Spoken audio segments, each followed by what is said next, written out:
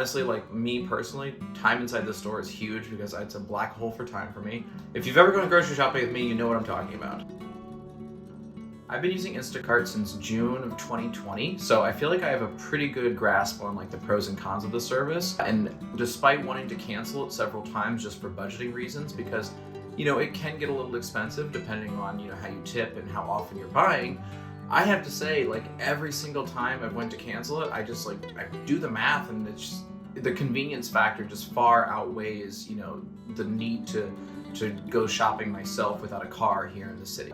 In the end, I'm a big fan, and I want to share with you guys why I'm a big fan and what I think some of the best things about the service are, and maybe some things that I hope that they improve in the future. Let me start with the good. Let me start with the highlights. This is what I like about the service. This is why I'm continuing to pay the subscription every month, and why I don't mind tipping the delivery drivers and kind of paying a little bit more for my groceries in that respect. Highlight here, number one, is the convenience factor. Especially if you live in an urban area, like a big city, like I do, and you don't have a car. We don't own a car, we take public transportation almost everywhere, and we actually enjoy it for the most part. However, for trips to the grocery store, especially if you're used to like buying a lot at the grocery store at once and making like maybe one trip a week, it is a lot to try and carry on public transportation and get it back to your apartment, especially in any sort of reasonable amount of time. With that, kind of like that value trade-off of the convenience factor, I personally don't find that like the value of the items, or the price of the items is more expensive. Now, are some things like toiletries or like household items that I feel like they sort of gouge you on, but generally speaking, the food, at least at Aldi, which is what we almost always shop with Instacart, the food all seems like normal pricing. Maybe it's a few cents higher, not where I can tell.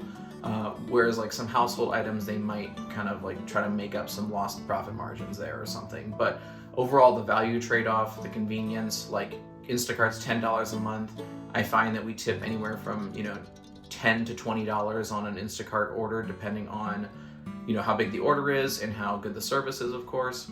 But point being, the value there of like not having to leave the apartment for one, getting on the public transportation, travel time there, time inside the actual store, which I'll get into that in a little bit, but like honestly, like me personally, time inside the store is huge because it's a black hole for time for me.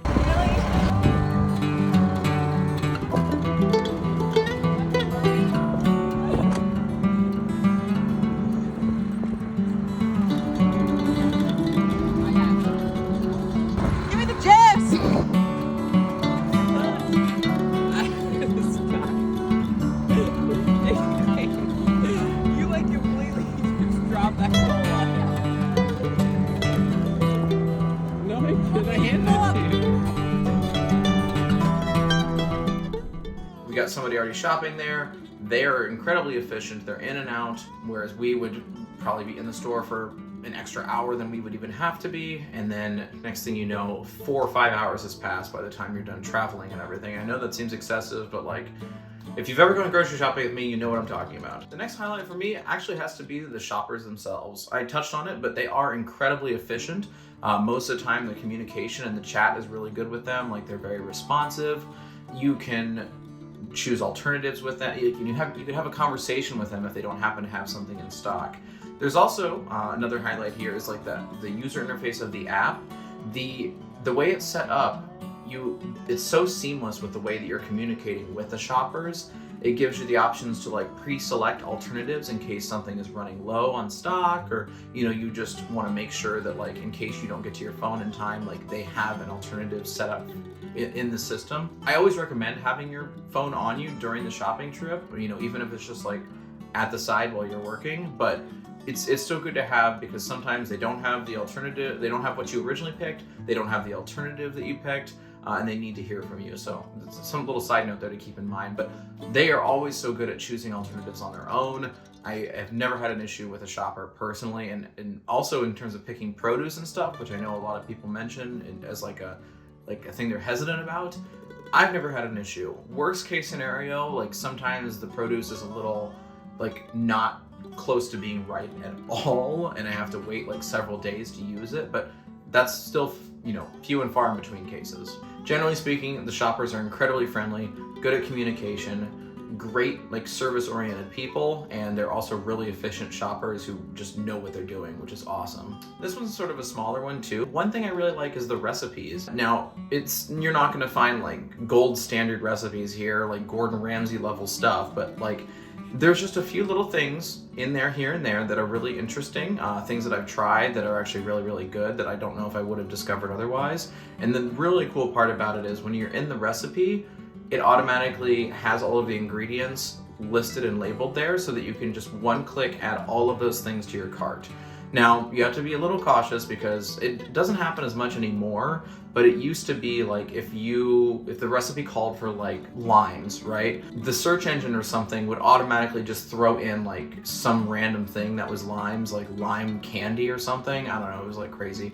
It doesn't seem to happen as much anymore, which is good, but just something to be aware of. Don't just like blindly add everything to your cart. Make sure that like the search engine like matched everything up properly. The last highlight for me, and I've touched on this already in this video, but I have to emphasize it, it's the budgeting and it's the lack of decision fatigue, having somebody else shopping for you. I personally am horrible in stores. Like, I am so slow at shopping. I like have terrible decision fatigue. Even something as basic as like choosing a flour or a salt, I'll spend 5 minutes doing that for each individual item. And then in terms of budgeting, what I would often find when I shopped in store is that I would have like a guess of like how much everything would cost, but I would also, partially because of the decision fatigue, I would just start randomly adding things that like I don't really need, or like things that like would be nice but maybe a little too expensive for like the budget I'm working with. With Instacart, it's all there itemized, so I can scroll through and I can see,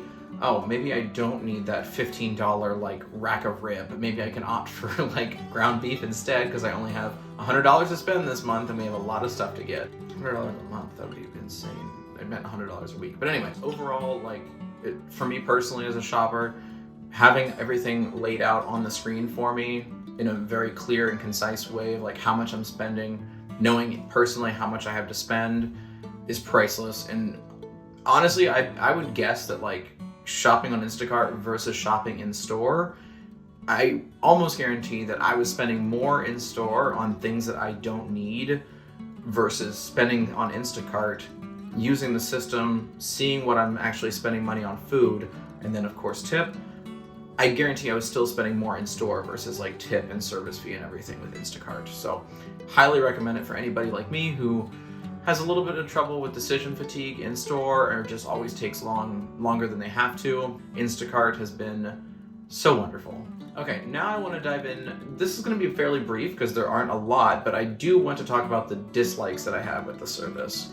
And I will say too, a lot of these that I have written down, like as I've been working on this review for a while, they have even changed since. Like for example, number one, there's a weird thing with like the search prioritization that is a little frustrating at times, where it almost seems to prioritize like more processed or like food that they maybe make more money on versus what you're actually searching. I've seen it where like limes or something similar was like not even on the first page. Like I had to scroll down like several swipes and finally it was there, whereas everything above that was just like lime flavored soda, lime juice, like, you know, lime candy, like crazy stuff like that like clearly is not what you would be looking for. Again, this seems to have gotten better, so I don't know if maybe they were called out for it, if there was, you know, it was just a bug or whatever it was, but that seems to be a lot better, so that's good.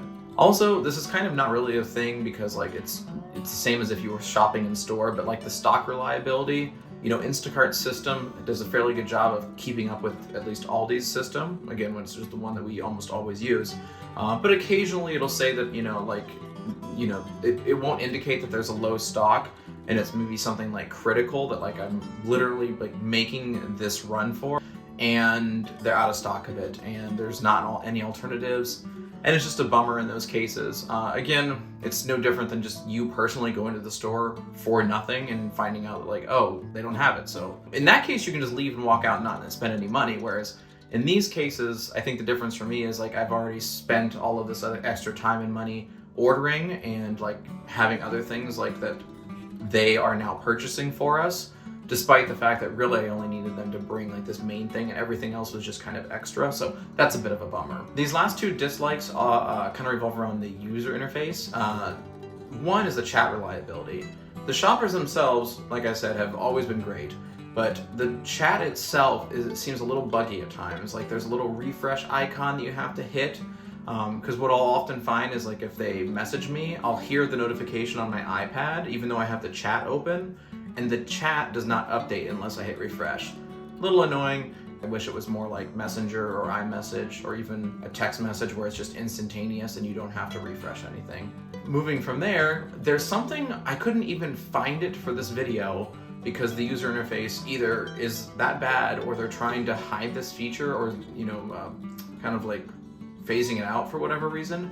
But there's actually a shopping list feature where you can put in a list of like the things that maybe you would frequently get. This feature is really hard to find. I couldn't find it on the iPad when I tried to screen record for this video, and I feel like I've only seen it like once or twice. So there is a feature, it's in there somewhere, it's kind of cool, but again, I don't know if they're getting rid of it. It's not that reliable, so I don't even use it personally. This will actually tie in nicely to my tips for this video. My first one is your buy it again screen is going to be your best friend to save you time. What I like to do is I like to go to the buy it now screen.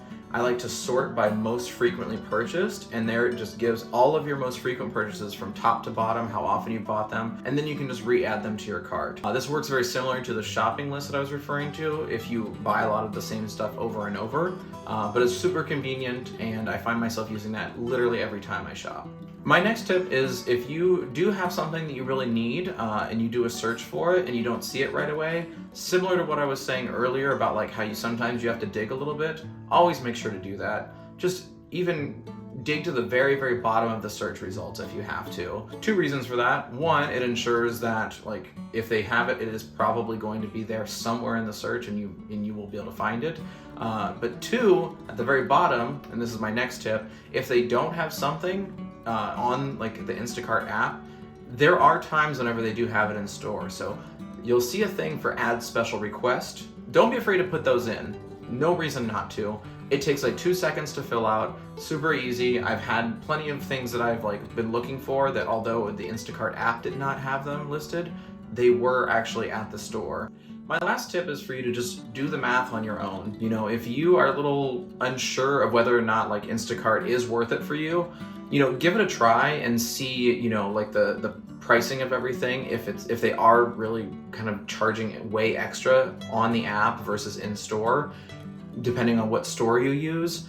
Maybe it's not worth it, but again, for me, with Aldi and everything, the prices are so similar, if not exactly the same, that I just don't buy a lot of my household items through them. I know like $20 is a lot of money, especially to some people, but when you have to factor in your time, and again, without having a car, living in an urban area, when you have to factor all that stuff in, do I really want to sacrifice like 4 or 5 hours of my day off to have to do this incredibly difficult chore?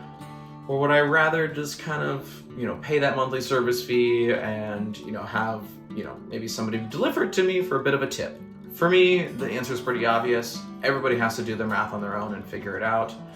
I think it's a great service. I absolutely love Instacart. I don't see us canceling anytime soon, and I highly recommend it.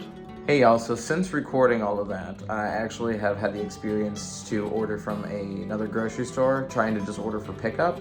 This grocery store I was trying to order from does not have like an account with Instacart or anything like that. And I just wanted to kind of let you guys know how much of a pain in the ass it was to use this service. That I'm not gonna say what service it was, but it was just so bad by comparison to like using Instacart that like it made me appreciate Instacart more and how easy it is. So just something to keep in mind, even if like there's other alternatives, like the grocery store uses a pickup service, like just at their store, just on their own, it's still very different than using Instacart and having all of the features and sort of like easy to use interface at your fingertips. If you thought this video was helpful, feel free to give it a like. If you have any questions, let me know in the comments. And if you want to see more videos like this around lifestyle and cooking and just, creativity, feel free to subscribe. Thank you guys so much for watching. I really appreciate you. You can follow me on Instagram too if you'd like. Boop, boop, boop, boop, boop.